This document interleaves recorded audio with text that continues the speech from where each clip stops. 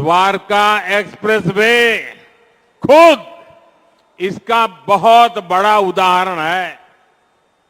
आज यहां द्वारका एक्सप्रेसवे का निर्माण हुआ है। एक समय शाम ढलने के बाद लोग इधर आने से बचते थे। टैक्सी ड्राइवर भी मना कर देते थे कि इधर नहीं आना है। इस पूरे इलाके को असुरक्षित समझा जाता था, लेकिन आज कई बड़ी कंपनियां यहां आकर अपने प्रोजेक्ट्स लगा रही हैं। ये इलाका एनसीआर के सबसे तेजी से विकसित हो रहे इलाकों में शामिल हो रहा है। ये एक्सप्रेसवे दिल्ली में इंदिरा गांधी अंतर्राष्ट्रीय हवाई अड्डे तक कनेक्टिविटी को बेहतर बनाएगा। इससे एनसीआर का इंटीग्रेशन बेहतर होगा। यहां इकोनॉमिक एक्टिविटीज को गति मिलेगी। और साथियों, द्वारका एक्सप्रेसवे जब दिल्ली मुंबई एक्सप्रेसवे से जुड़ेगा तो एक नए अध्याय की शुरुआत होगी। पूरे पश्चिमी भारत में ये कॉरिडोर इंडस्ट्री और एक्सपोर्ट को एक नई एनर्जी देने का काम करेगा। इस एक्सप्रेसवे के निर्माण में हरियाणा सरकार और विशेषकर मुख्यमंत्री मनोहर लाल जी को उनकी जो तत्परता रही है, मैं आज इसकी भी सराहना करूंगा।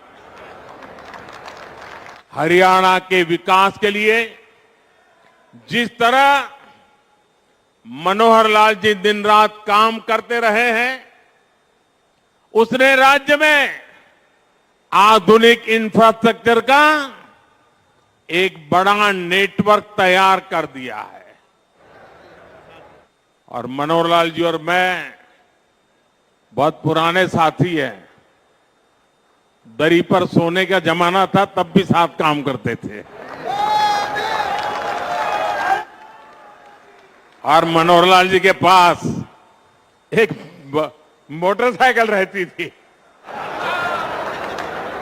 तो वो मोटरसाइकिल चलाते थे, मैं पीछे बैठता था, रोहतक से निकलता था और गुरुग्राम आकर के रुकता था। ये हमारा लगातार हरियाणा का भ्रमण मोटरसाइकिल पे हुआ करता था। और मुझे याद है उस समय गुरुग्राम में मोटरसाइकिल पर आते थे, रास्ते छोटे थे, इतनी दिक्कत होती थी। आज मुझे खुशी हो रही है कि हम भी साथ हैं और आपका भविष्य भी साथ है।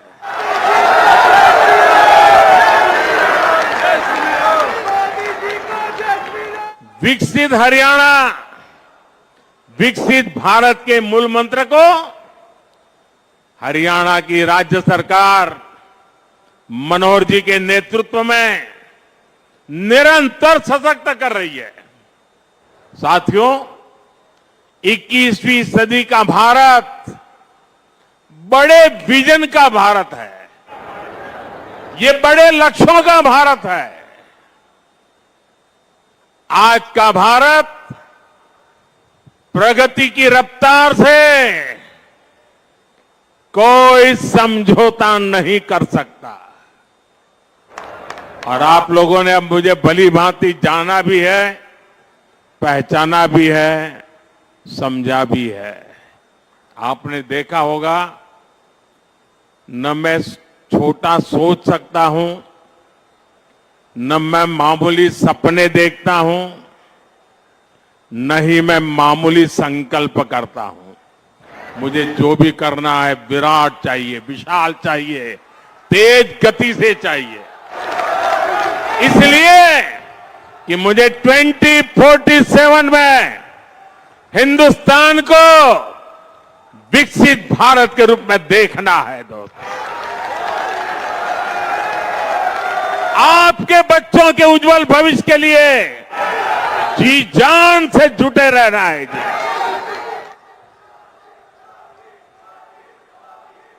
साथियों, इसी रफ्तार को बढ़ाने के लिए हमने दिल्ली एनसीआर में होलिस्टिक विजन के साथ इंफ्रास्ट्रक्चर डेवलपमेंट का काम शुरू किया। हमने बड़े प्रोजेक्ट्स को तय समय सीमा में पूरा करने का टारगेट रखा।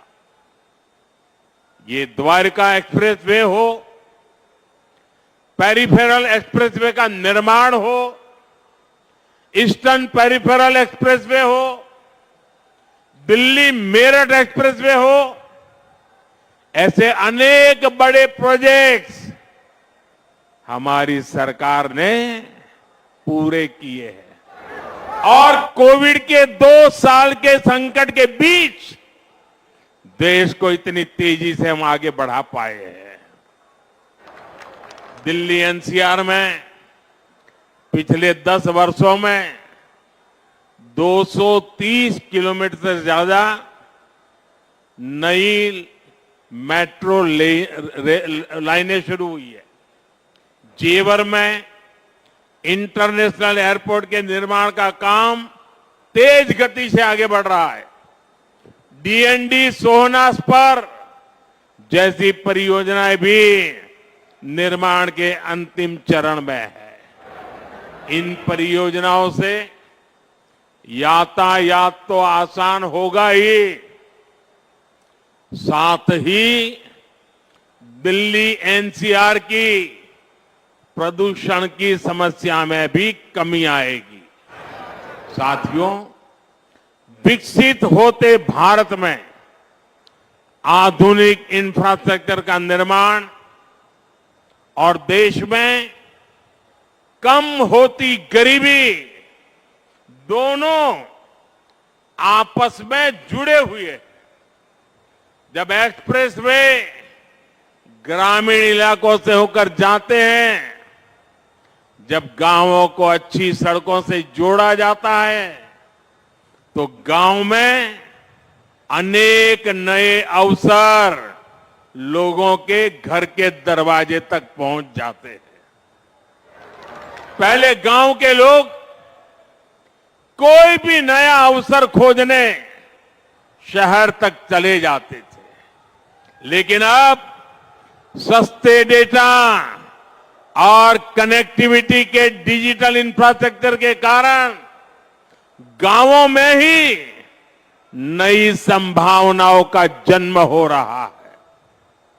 जब अस्पताल, शौचालय, नल से जल और घरों का रिकॉर्ड गति से निर्माण होता है, तो सबसे गरीब को भी देश के विकास का लाभ मिलता है।